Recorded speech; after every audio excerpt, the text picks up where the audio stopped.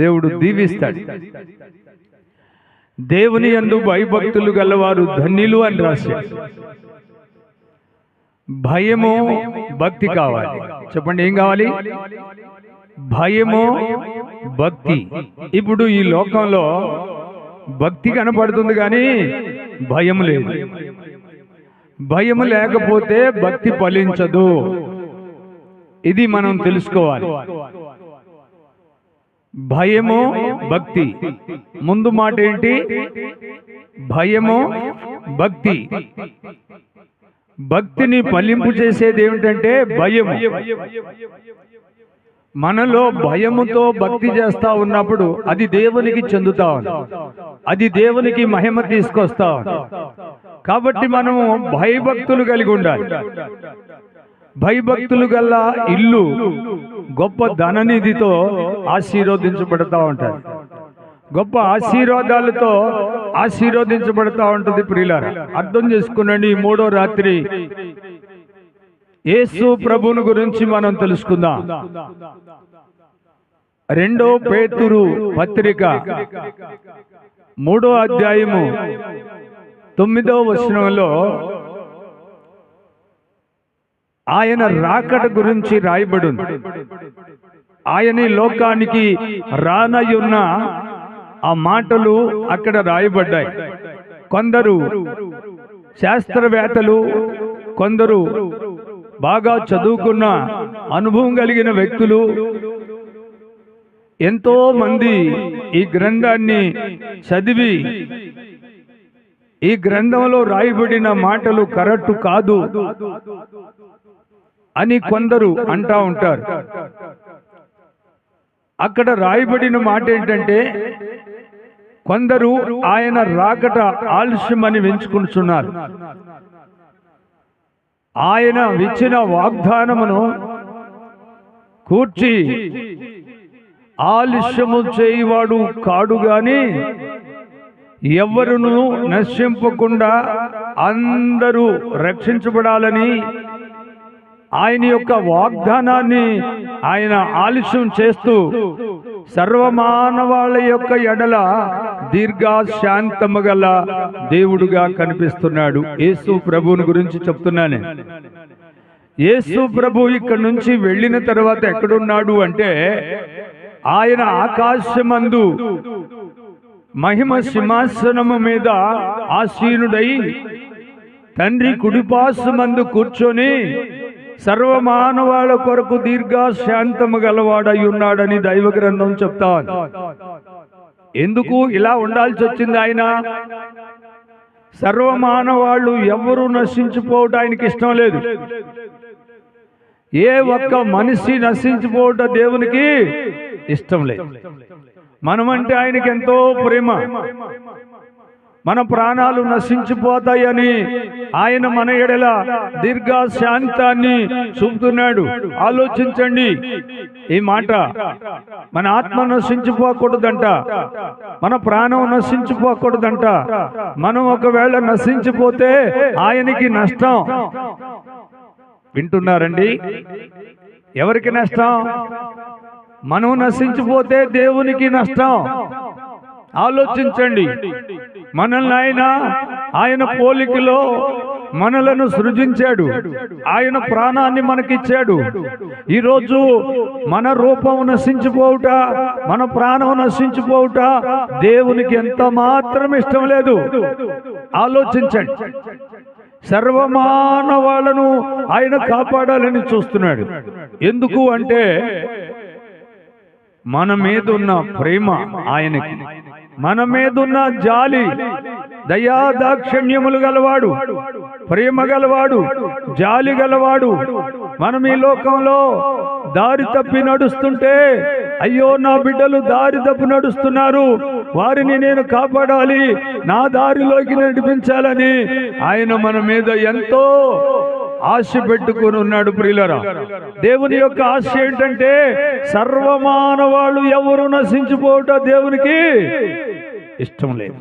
చూసారండి, ఈ లోకంలో ఒక మనిషి బాగుపడతా ఉంటే ఆ మనిషి ఎప్పుడు పడిపోతాడా, ఆ మనిషి ఎప్పుడు నశించిపోతాడా, ఆ మనిషి ఎప్పుడు అప్పులు పాలవుతాడా, ఆ మనిషి ఎప్పుడు నిందలు పాలవుతాడని ఈ లోకంలో చాలా మంది ఆ ఆలోచనతో మనుషులను వీర్ష్యతో చూస్తూ ఉంటారు. కానీ దేవుడు అలాంటి వాడు కాదు. దేవుడు దయగలవాడు, ప్రేమ గలవాడు, కరుణామయుడు. ఆయన అందరినీ సమానంగా చూసేవాడు. ఒకవేళ నువ్వు చెడిపోతూ ఉంటే నిన్ను బాగు చేయటానికి దేవుడు దినమంతా నీ వైపు చేతులు చాపుతున్నాడు. ఇది నువ్వు నమ్మాలి. ఆయనలో ఉన్న ప్రేమ, ఆయనలో ఉన్న జాలి ఎక్కడా కనిపించదండి. రెండు చేతులెత్తి దేవునికి స్తోత్రం చెబుదాం. ఏ గ్రంథంలో కనిపించదు, ఏ చరిత్రలో కనిపించదు. ఆకాశము కింద భూమి మీద ఆయనకున్న ప్రేమ, ఆయనకున్న జాలి, ఆయనకున్న దయ మరి ఇంకెక్కడా కూడా లేదు అని నేను ఈ 30 సంవత్సరాల్లో తెలుసుకున్నాను. సోదరి సోదరుడా, ఆలోచించు. నీ ఆత్మ నశించిపోవడానికి ఇష్టం లేదు. ఆయన నీ కోసం, నీ ఆత్మ జన్మ కోసం ఆయన లోకాన్ని ఆయన ఏర్పాటు చేసి ఉంచాడు. ఆయన లోకంలోనికి వెళ్ళాలి వీళ్ళందరూ. సర్వమానవాళ్లను ఆయన కాపాడి ఆయన లోకంలోనికి తీసుకెళ్ళాలి. కనుక ఏ ఒక్క ఆత్మ నశించిపోవుట దేవునికి ఇష్టం లేదు. దయచేసి మీరు వింటున్నారా? నీ ఆత్మ చాలా విలువైన ఆయన లోకానికి వెళ్ళాలి. నీ ఆత్మ అది మధ్యలో ఆగిపోవడానికి ఏం లేదు. అది పాతాళంలోని పడిపోవడానికి ఏం లేదు. అది నశించిపోవుట దేవునికి నష్టం. దేవునికి లాభం కావాలి. దేవునికి స్తోత్రం. ఏం కావాలి? దేవునికి లాభం కావాలి. నీ ఆస్తులా, నీ అంతస్తులా, నీ బంగారమా, నీ ఎండే, నీ ముత్యాలా, నీ రత్నాలా, ఈ లోకంలో ఉన్న విలువైన ఆస్తులా అవి కోరటల్లా దేవుడు నీ ప్రాణాన్ని కోరుతున్నాడు. దేవునికి స్తోత్రం కలుగునుగాక. నీ ప్రాణం నశించిపోవుట ఆయనకి ఇష్టం లేదు. ఈరోజు నీ ప్రాణానికి హానికరమైన సారాయి తాగుతున్నావు, గంజాయి తాగుతున్నావు, బూతులాడుతున్నావు. నీ ఇష్టానుసారంగా నీ లోపలున్న దేవుడిచ్చిన ప్రాణాన్ని చాలా దుఃఖపరుస్తున్నావు. అది చాలా విలువైనది. చాలా విలువైన లోకానికి వెళ్ళాలి. చప్పట్లు కొట్టి దేవుని మహిమపరుచుదాం. విలువైన లోకంలోనికి వెళ్ళాలి ఈ ఆత్మ. ఈ లోకం కొద్ది కాలమే ఉంటది. ఆయన లోకం యుగయుగాలు ఉంటది. ఇది సత్యం. ఈ లోకంలో నువ్వు నశించిపోవడం దేవునికి ఇష్టం లేదు. ఎలా నశించిపోతా? పాపమల నశించిపోతావు, శాపమల నశించిపోతావు, నీలో ఉన్న దుర్మార్గమును బట్టి నశించిపోతావు, నీలో ఉన్న అసూయను బట్టి నువ్వు నశించిపోతావు. అలాంటి నీలో లేకుండా ఆ ప్రేమమూర్తి, ఆ జాలిమూర్తి, ఆ కరుణామయుడు, ఆశ్చర్యకరమైన ఆ మహాప్రేమ గల దేవుడు నీ ఆత్మను రక్షించడానికి ఆయన ఇంకా దీర్ఘ శాంతాన్ని చూపుతున్నాడు. నీ పాపములు మోసింది గాక, నీ శాపములను మోసింది గాక, నీ కొరకు ఆయన సిత్తరెమ్మసలు పడి ముఖం మీద ఉమ్మేసుకొని, చేతులలో గాయాలు పెట్టుకొని, కాళ్లలో మేకులు కొట్టించుకొని, ఒళ్ళంతా రక్తముద్దగా వేలాడిన యేసయ్య ఇప్పుడు కూడా నీ ప్రాణం కోసమే ఆయన దీర్ఘ శాంతము గల దేవుడుగా ఉన్నాడు. వింటున్నారా? ఆలోచించండి. అన్నిటికంటే నీ ప్రాణం ఆయనకు కావాలి. నీ ప్రాణం ఆయన దగ్గరికి వెళ్ళకపోతే, ఆయన లోకంలోనికి వెళ్ళకపోతే, ఆయనతో నీ ప్రాణం ఉండకపోతే నీ ప్రాణము నరకానికి వెళ్ళుద్ది. పాతాళంలో పడిపోతుంది నీ ప్రాణం. పాతాళంలో పడిపోతే దేవునికి నష్టం. పాతాళం నీ కోసం, నా కోసం కాదు, సర్వమానవాళ్ళ కోసం కాదు, సర్వమానవాళ్ళ కోసం పరలోకాన్ని దేవుడు సిద్ధపరిచాడు. అది మత్తయి సువార్త 25వ అధ్యాయము 31వ వచనములో నుండి 34వ వచనంలో వరకు ఆ లోకం కనపడతా ఉంది. గట్టిగా చప్పట్లు కొడతాం. దేవునికి మహిమ కలుగునుగాక. ఆ లోకానికి నీ ప్రాణం పోవాలి. నీ ప్రాణానికి సావు లేదు. నీ ప్రాణం యుగయుగాలు అక్కడ ఉండాలి. అందుకనే ఏ ఒక్క మనిషి నశించిపోవుట వీళ్ళే. యేసుక్రీస్తు ప్రభు వస్తే ఏం జరుగుద్దో అది నేను చెప్తాను వినండి. యేసుక్రీస్తు ప్రభు పొద్దుగుకి వచ్చినా, అర్ధరాత్రి వచ్చినా, కోడుకున్నప్పుడు వచ్చినా, తెల్లవారినాకొచ్చినా ఏమి జరుగుద్దో నేను చెప్తాను వినండి. ఒకటి, మొట్టమొదటిగా 2 పేతురు పత్రిక 3వ అధ్యాయము 6వ వచనంలో అగ్ని ప్రళయం ఉంది పైన. నోవాహు కాలములో జల ప్రళయము సముద్రమున్న చోటున ఇప్పుడు అగ్ని నిల్వ చేయబడి ఉంది. ఆ అగ్ని భూమి మీదకి దేవుడు పంపిస్తాడు. ఆ అగ్ని భూమి మీదకి వచ్చినప్పుడు ఈ భూమి కాలిపోతుంది. జల ప్రళయము 40 రాత్రులు 40 పొగళ్ళు వచ్చింది. అందరినీ ఆ జల ప్రళయంలో చనిపోయారు. కానీ ఈసారి అలా జరగదు. అగ్ని ప్రళయం. అప్పుడు నీ ఆత్మ నశించిపోకూడదు. దేవునికి స్తోత్రం కలుగును గాక. అప్పుడు నీ ఆత్మ కాపాడబడాలి. అగ్నిలో నుండి నువ్వు తప్పించుకోవాలి. అగ్నిలో నుండి నీ ప్రాణం కాలిపోకుండా నీవు ఆయన దగ్గరికి వెళ్ళాలి. ఆయన ఎక్కడ ఉంటాడు? అప్పుడు మధ్య ఆకాశంలో ఉంటాడు. ఇప్పుడు ఈ లోకంలో కనిపించే 3 ఆకాశాలు, ఈ 3 ఆకాశాల్లో ఇప్పుడు ఆయన మహా ఆకాశాల్లో 3వ ఆకాశంలో ఉన్నాడు. ఆయన అగ్ని ప్రళయం భూమి మీదకి పంపినప్పుడు ఆయన ఎక్కడికి వస్తాడు అంటే మధ్య ఆకాశంలోనికి వస్తాడు. గట్టిగా చప్పుడు కొట్టండి. మధ్య ఆకాశంలోనికి ఆయన వచ్చినప్పుడు ఇక్కడ నీ ఆత్మ నశించిపోకుండా, అగ్నిలో కాలిపోకుండా నీవు ఆయన దగ్గరికి వెళ్ళగలిగిన మహాశక్తి దేవుడు నీకు ఇస్తాడు. నీ ఆత్మను రక్షించి నీ ఆత్మ అగ్నిలో కాలిపోకుండా షడ్రకు మెషకు అబేద్నెగోలు 7 అంతల మంటలో వేసినప్పుడు యేసుక్రీస్తు ప్రభు వాళ్ళతోనే ఉన్నాడు.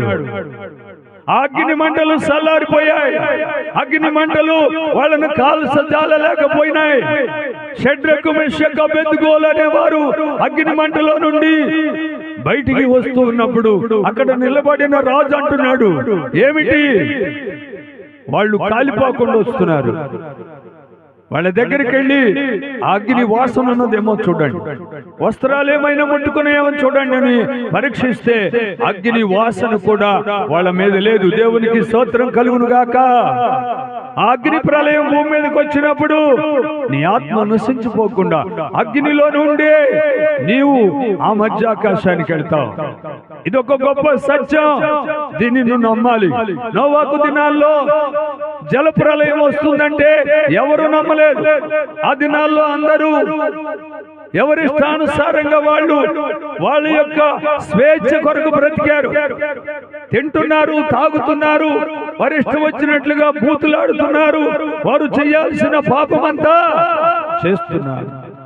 అట్టి దినాల్లో జల ప్రళయం వచ్చి అందరినీ తుడుచుపెట్టేసి, ఇప్పుడు వచ్చే జల ప్రళయం కాదు, అగ్ని ప్రళయం. ఆలోచించండి అంబాపురంలో ఉన్న ప్రజలారా, ఇది ఎప్పుడు వస్తుందని నేను చెప్పలేను. ఎప్పుడు వస్తుందని ఏ పండితుడు చెప్పలేడు, ఏ అనుభవం కలిగిన వ్యక్తి చెప్పలేడు, ఏ భక్తులు చెప్పలేరు, అపోస్తులు కూడా చెప్పలేదు, ఎవరు చెప్పలేరు. ఆయన రాకట రెప్పపాటునే రావచ్చు, నిమిషంలో రావచ్చు, క్షణంలో రావచ్చు, ఒకవేళ ఇప్పుడే రావచ్చు. నీ ఆత్మ నశించిపోకుండా నువ్వు కాపాడుకోవాలి. దేవునికి స్తోత్రం. వింటున్నారండి? ఆలోచించండి. ఆ జలప్రలయం రాకముందు వాళ్ళెంతో సంతోషంతో బ్రతుకుతున్నారు, ఆనందంతో బ్రతుకుతున్నారు.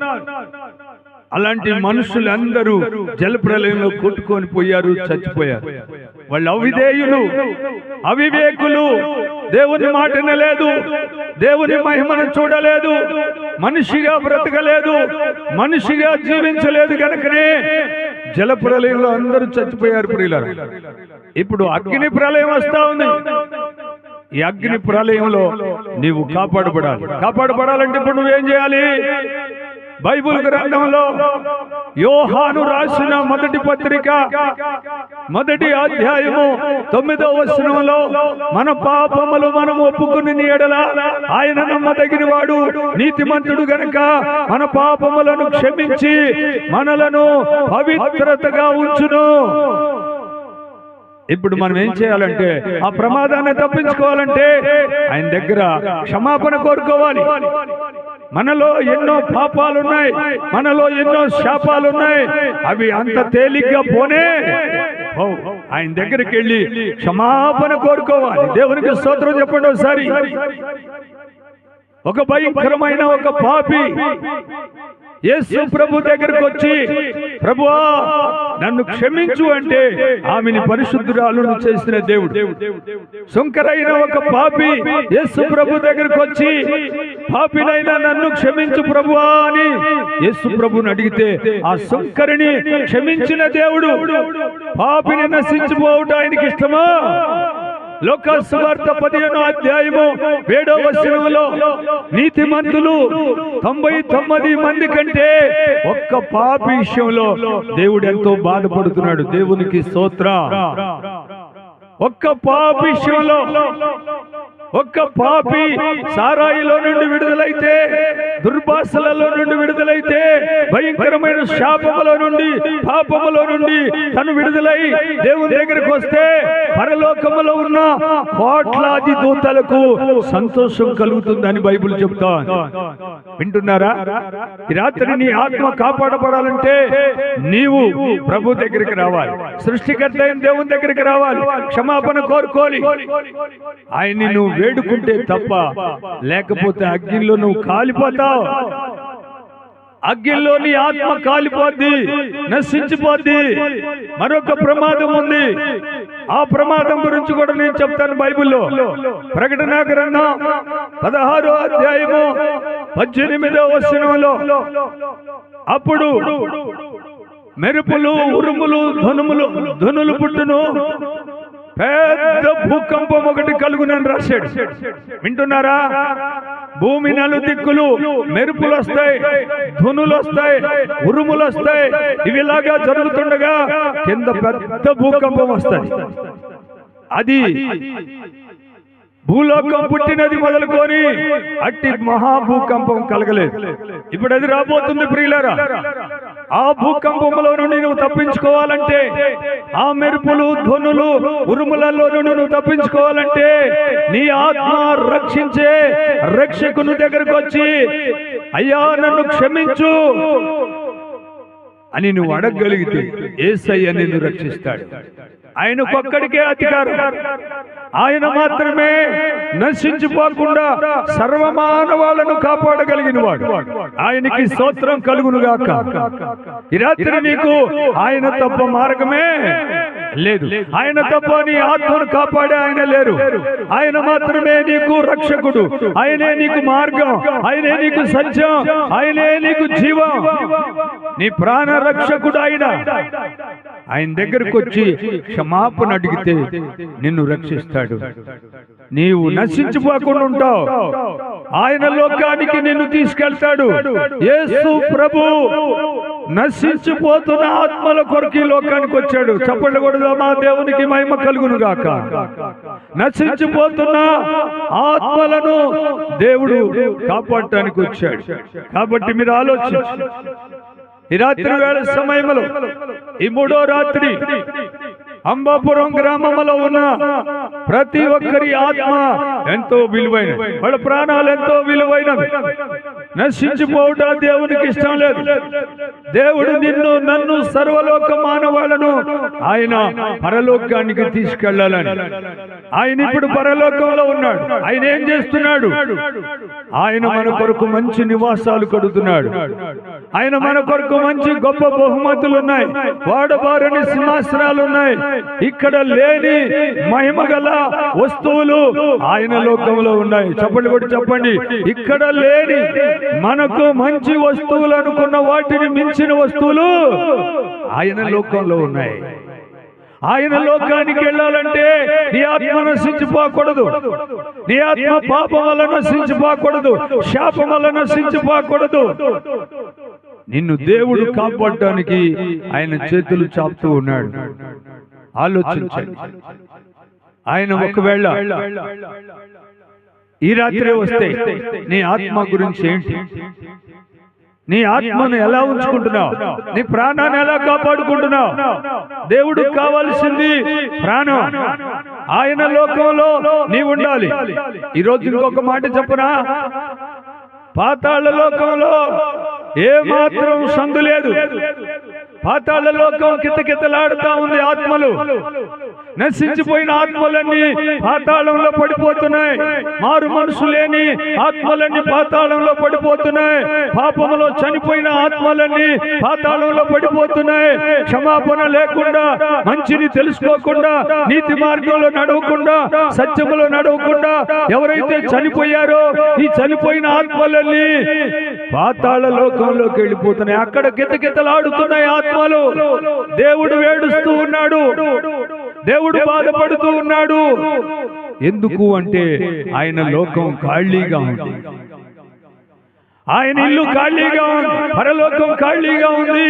పాతాళ లోకం కితకితలాడిపోతా ఉంది. ఏమండి, మారు మనసు లేకుండా చనిపోయావు, క్షమాపణ లేకుండా చనిపోయావు, మంచి మనసు లేకుండా చనిపోయావు, పాపములో మగ్గిపోయి చనిపోయావు, శాపములో మగ్గిపోయి చనిపోయావు. నీ ఆత్మ ఆరని అగ్నిలో అల్లాడిపోతుందని దేవుడు వేడుస్తున్నాడు. దేవుడు బాధపడుతున్నాడు. 120 సంవత్సరాలు నోవాకు కాలంలో దేవుడు వేడిచాడు. మీకు తెలుసా? ఆదికాండం 6వ అధ్యాయము 5వ వచనములో భూలోకములో నరుడు చెడుతనాన్ని చూసి ఏడ్చాడంట. గట్టిగా చప్పట్లు కొట్టండి. దేవుడు వేడుస్తాడు, కన్నీళ్లు కారుస్తాడు. ఎందుకు? ఆయన పిల్లలు నశించిపోవడానికి ఇష్టం లేదు. ఆయన పిల్లల ఆత్మలు పాతాళంలో పడిపోవడానికి ఇష్టం లేదు. అంబాపురంలో ఉన్న ప్రజలు ఆత్మలు పరలోకములోనికి ఆయన వెళ్ళాలని ఆశపడుతున్నాడు. దేవునికి స్తోత్రం కలుగునుగా. ఆలోచించండి ప్రియులారా. నీ ఆత్మ విలువైనది. నీ ఆత్మ కోసం ఆయన దీర్ఘశాంతము కలిగి ఉన్నాడు. యేసు ప్రభు సృష్టికర్త. ఆయన జన్మనిచ్చినవాడు, రూపమిచ్చినవాడు. ఈరోజు నిన్ను పోషించి సంరక్షించి నిన్ను కాపాడుతున్న ఆ పరమ తండ్రిని తెలుసుకోవటమే నీకు ఆయన లోకం. ఆయన్ని తెలుసుకోకపోతే పాతాళ లోకం. సత్యములో నీ ఉండకపోతే అది మరణానికి దారి తీస్తావు. నీ ఆత్మకు హానికరమైన మార్గం. అందుకనే ప్రభు అన్నాడు, నేనే మీకు పరలోక మార్గం, నేనే మీకు జీవం, నేనే మీకు సత్యం. ఇది పవిత్ర గ్రంథం. ఈ శ్రేష్టమైన మాటలు నువ్వు అర్థం చేసుకోకుండా నువ్వు ఈ లోకంలో ఇంకా బ్రతకాలనుకుంటే నీ బ్రతుకులో నీ ఆత్మకు నరకమే గాని పరలోకం ఉండదు. తలలో ఉంచండి, కళ్ళు మూసుకున్నాడు. మీ కొరకు నేను ప్రార్థించబోతున్నాను. ఏ ఒక్క ఆత్మ నశించిపోవడం దేవునికి ఇష్టం లేదు. ఈ 3వ రాత్రి వేళ సమయంలో మన అధికారులు నశించిపోకూడదు. మన కుటుంబంలో ప్రజలు నశించిపోకూడదు. మన అంబాపురం గ్రామంలో ఉన్న ఏ ఆత్మ నశించిపోకూడదు.